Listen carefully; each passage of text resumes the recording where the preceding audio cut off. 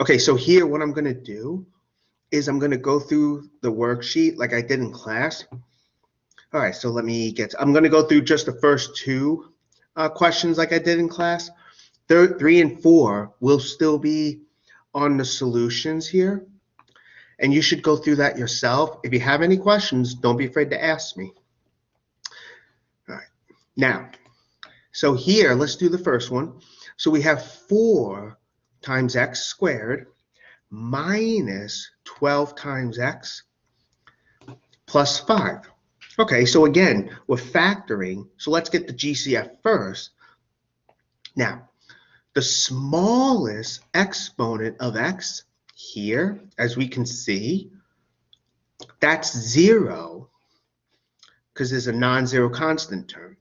The factors of the coefficients, 4, minus 12, and 5, they're all here. But you can see that the only common factor among them is 1. So that tells us the GCF, in terms of our b times x to the m, it would be 1 times x to the 0, which is 1 in this class. Okay, so really the GCF is 1, so we can't factor anything out, that is, in the beginning. I mean, factoring out 1 is not going to help you. Okay, so let's use the rest of the method.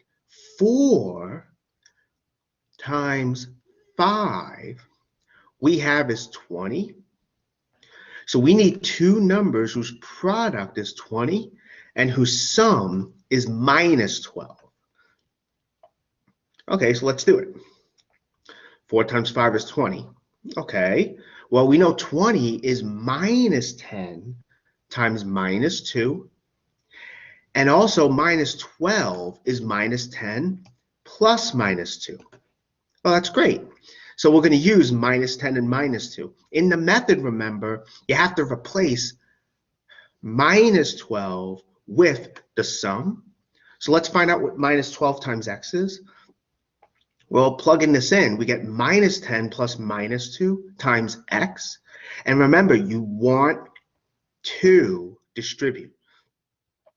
That is, you want to distribute the x. That's how I get over here.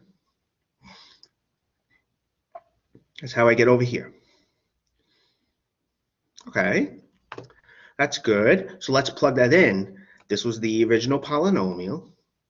Plugging this in, we get 4x squared minus 10x plus minus 2x plus 5.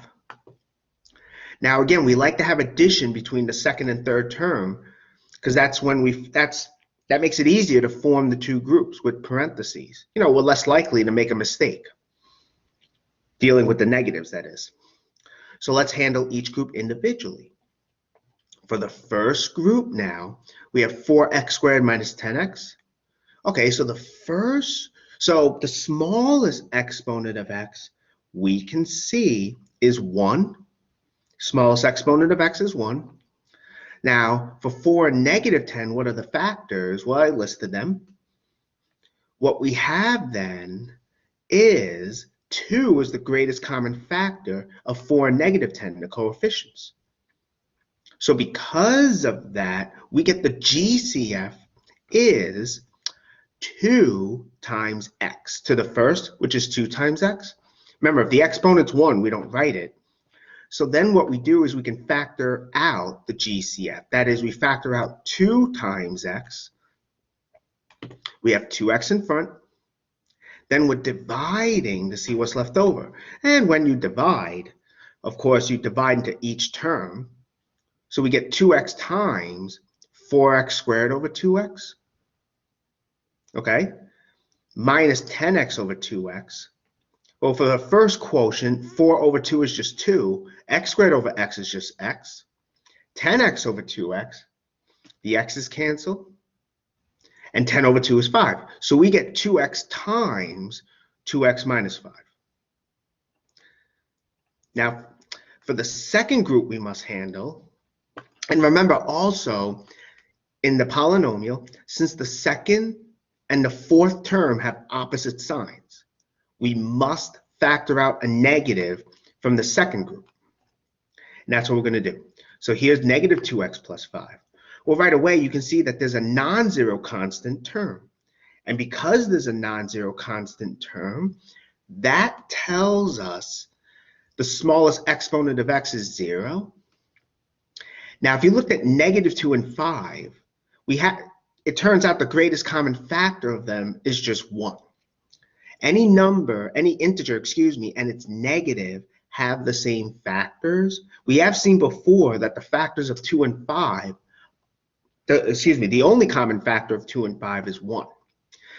Right? 2 and 5 are numbers that are called prime, meaning their only common factors are 1 and themselves. Basically, we then get that the GCF of negative 2x plus 5 is just 1.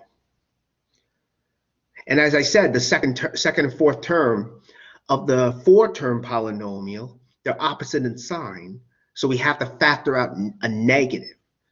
Hence, we're going to factor out negative 1. So we have negative 2x plus 5. We have negative 1 here, and then we divide. And as you can see, we divide into each term. So we get negative 1 times 2x plus negative 5, which is the same thing as negative 1 times 2x minus 5.